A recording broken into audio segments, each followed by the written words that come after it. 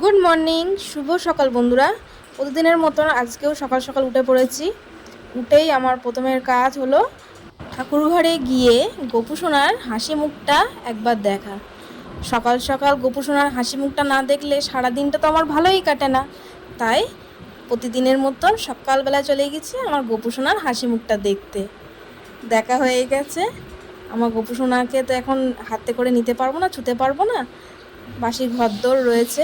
তারপরে চলে আসলাম আমার আরেকটি পছন্দের জিনিস, এই যে পাখিরা। এরা না থাকলে আমার মনটাই ভালো লাগে না। আর এরা সারাদিন ধরে ডেকে ডেকে সারা পাড়া মাথায় করে রাখে। আমার কাছে গোপুসোনা, পাখি আর বাগানের ফুল এরাই হচ্ছে ভালো লাগা জিনিস। আর এই যে আমার খেসকুলে কুট্টুস, খেসকুলে কেনই বলছি, একে আমরা কিনে আনিনি, একে পেয়েছিলাম। আর যেহেতু এর গাটা একদমই ঠিক হচ্ছে না, তা ওকে উড়িয়েও দিতে পারছি না। আর এই যে আমার উপরে তুলসী মঞ্চ, এখানে একটা তুলসী বেরি করে রেখে দিয়েছি। এটা অনেকবারই দেখাইছি তোমাদের। আর তারপরে চলে আসলাম ঘরে, বিছনা টিছনা তোলা হয়ে গেছে। আর সকালবেলা উঠে এই যে দেখো জানলার যেই পর্দাটা সরালাম, কি অপরূপ সৌন্দর্য দেখো। ছাদটা একদম ফুলে ফুলে ভরে রয়েছে, আর একদম মনটা ভরে উঠলো। আর সকালবেলা উঠেই এত সুন্দর শোভা দেখলে কার না মনটা ভালো লাগে। আর আজকে ওয়েদারটা খুবই নরম, আমার এরকম ওয়েদারটা দারুণ লাগে। দেখো মেঘলা ওয়েদার, আর তার সাথে হাওয়া দিচ্ছে। জানি না নিম্নচাপের মতন হয়েছে, বৃষ্টি হবে কি না। আজকে একটা জায়গা যাওয়ার কথা, যদি বৃষ্টি হয় খুবই মুশকিল হয়ে যাবে। তবে সত্যি কথা বলতে কি, আমার খটখটে রোদ্দুরও ভালো লাগে না, আমার প্যাচপ্যাচে বৃষ্টিও ভাল লাগে না, আর একেবারে কনকনে ঠান্ডাও ভাল লাগে না। এই রকম ওয়েদারটা আমার দারুণ লাগে। ছাদে চলে এসেছি, আর আজকে ছাদে টুকটাক দু একটা ফুল ফুটেছে। সেই ফুলগুলো দিয়েই আজকে পুজোটা দিয়ে তাড়াতাড়ি করে যাব কালীবাড়ির উদ্দেশ্যে। তাই তোমাদের একটু দেখিয়ে দিই। গাছগুলোর অবস্থা খুবই খারাপ, যেহেতু আমার শরীর খারাপের জন্য ছাদে অনেক দিনই আসতে পারিনি। তাই ছাদের গাছগুলোর একদমই পরিচর্যা সেভাবে হয়নি। কোনো রকমের জল দিয়ে জাস্ট গাছগুলোকে বাঁচিয়ে রাখা হয়েছে। চলো তাহলে সেই ফুলগুলো সব তুলে নিই। অবস্থা দেখেছো, একদম পুরো গাছ ন্যাড়া হয়ে গেছে। তা যে কটা ফুল আছে সে কটা ফুল দিয়েই আপাতত পুজো টুজো সেরে নেই। নে,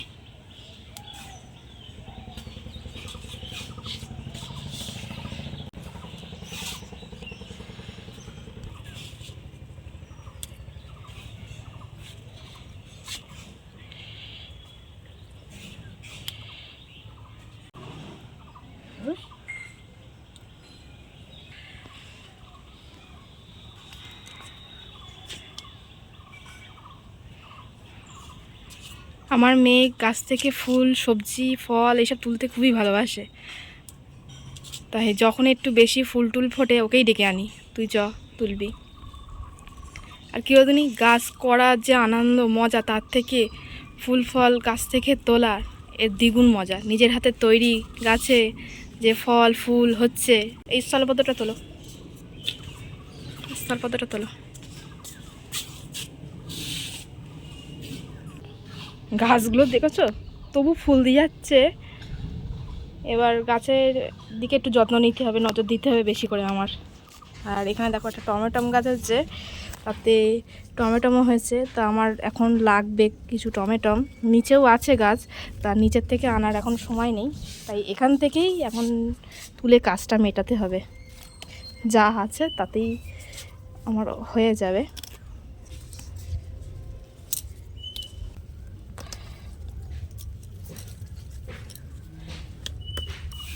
এই যে এত কটা হয়েছে টমেটো গাছ থেকে, এইগুলো এখন আজকে রান্নার কাজে লাগবে।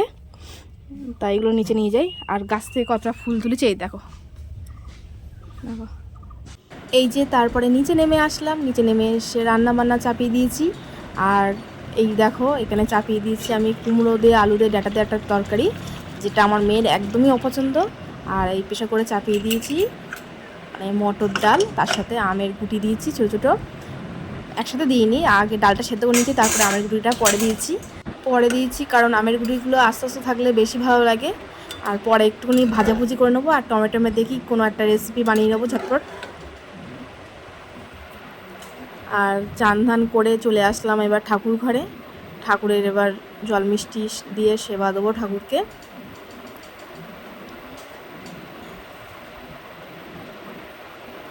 আর এই যে দেখো, ঠাকুর ঘরে আসলেই ওকে আগে সারাদিন যেহেতু বসে থাকে, আগে ওকে তুলে আদর টাদর করে নিয়ে হাত পাগুলো টিপে টিপে দিই। সারাদিন যেহেতু বসে থাকে।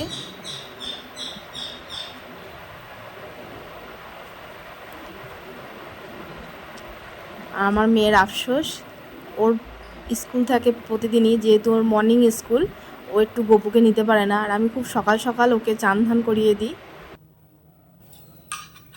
এখন আমার গপু সোনা নাই নাই করবে, নাই নাই করে চান করে নিই, তারপরে আবার সাজুগুজু করে তোমাদের সাথে। চান ধান করে গপু একদম রেডি। আর ওর মুখের হাসিটাই আমার যত দুঃখ কষ্ট সব ভুলিয়ে দেয়। যেখান থেকে ওকে আমি এনেছি সেখান থেকে সত্যি সত্যি আমার আর দুঃখ কষ্ট কী জিনিস সেটা আর মনেই হয় না। আর আজকে সত্যি গপুর মানে কি বলবো, আজকে ভোগটা ঠিক মনের মতন হয়নি। আমারও নিজের খুব খারাপ লাগছে। আর এই যে দেখো ঠাকুরের সিংহাসন একদম ফুলে ফুলে ভরে গেছে। আর যেহেতু আমি একটু তাড়াহুড়োর মধ্যে আছি, ওই জন্য গপুকে যে দোকান থেকে কিছু একটা কিনে এনে দেবো সেই সময়টাও পাইনি, তাই অগত্যা ওই নকুলদানা দিয়েই কাজ সারতে হলো।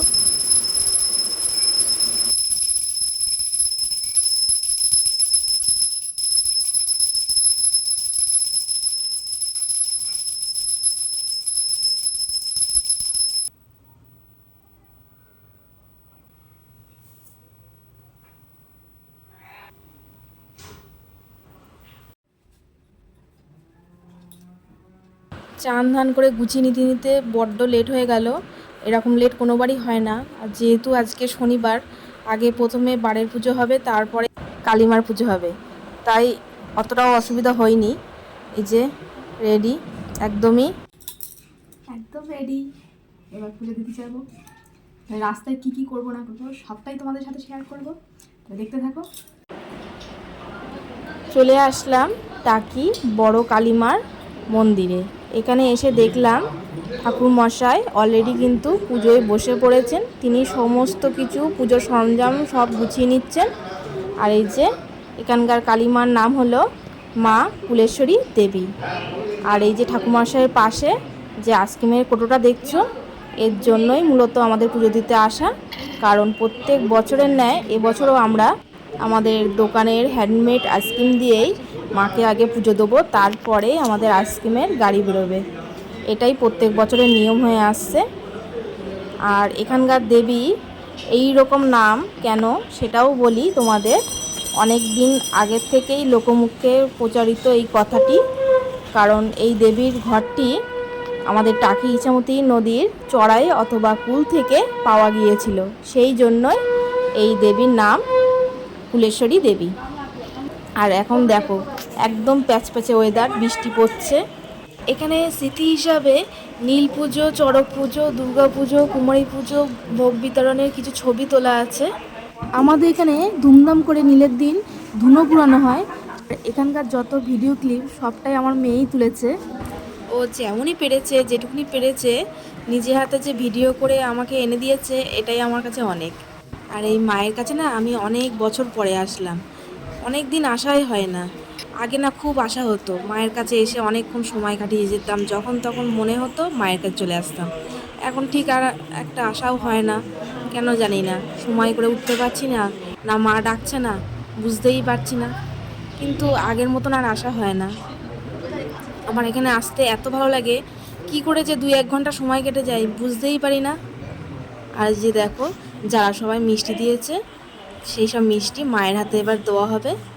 আর এরপরেই দেওয়া হবে আমাদের আইসক্রিম কলের আইসক্রিম। এই যে দেখো মাকে একটু খাইয়ে দেওয়া হলো। দেওয়ার পরে হাতে একটা কোণ বসিয়ে দিচ্ছেন ঠাকুরমশাই, মানে কর্নেটো। শুধু কি আমরাই আইসক্রিম খাবো, মা খাবে না? তাই কখনো হয়? তাই দেখো মায়ের জন্য আমরা আইসক্রিম নিয়ে আসি প্রত্যেক বছর পুজো দেওয়ার জন্য। আর এখানে যে ভোলা মহেশ্বরকে দেখিয়েছিলাম, সেটাই আরও কাছ থেকে দেখাচ্ছি তোমাদের। এখানেও আগে আমি প্রত্যেক বছর নীলের সময় এসে বাবার মাথায় জল ঢেলে যেতাম। এখন আর হয় না, সময় পরিস্থিতি দুটোই পাল্টিয়েছে, আর আগের মতন সত্যিই আসা হয় না। তোমরা নাচ করেছো না? এখন আসতে গেলে 10বার মেয়ের কথা ভাবতে হয়, যে পরিমাণে ভিড় হয় এখন আর আসাই হয় না। আমাদের বাড়ি থেকে এই মন্দিরটি বেশ অনেকটা দূরেই আছে। আর মা কুলেশ্বরী দেবীর এই মন্দির চত্বরটা একবার আপনাদের ভালো করে ঘুরিয়ে দেখাচ্ছি। আগে না এরকম ছিল না, এখন নতুনভাবে মন্দিরটি নির্মাণ করার পরে দেখো কত সুন্দর লাগছে। এই মন্দিরটি না 400 বছর পুরনো। আর এই যে আমার সবথেকে মা বাবা এদের তো প্রিয়, আর এছাড়া এই গাছটা আমার আরও বেশি প্রিয়। দেখো এই গাছটা অনেক দিন পুরনো গাছ, আর এই গাছে দেখো প্রত্যেকটা শাখায় কত ফুল ফুটে রয়েছে। পাতা দেখা যাচ্ছে না কিন্তু অজস্র ফুল ফুটে রয়েছে। এবারে আমাদের পুজো দেওয়া কমপ্লিট হয়ে গেছে, আমরা বাড়ি যাব। তা এখানেই আমাদের ভিডিওটা শেষ করছি। আমাদের ভিডিওটা কেমন লাগলো অবশ্যই কিন্তু তোমরা জানিও। ভালো থাকবে, সুস্থ থাকবে, টাটা।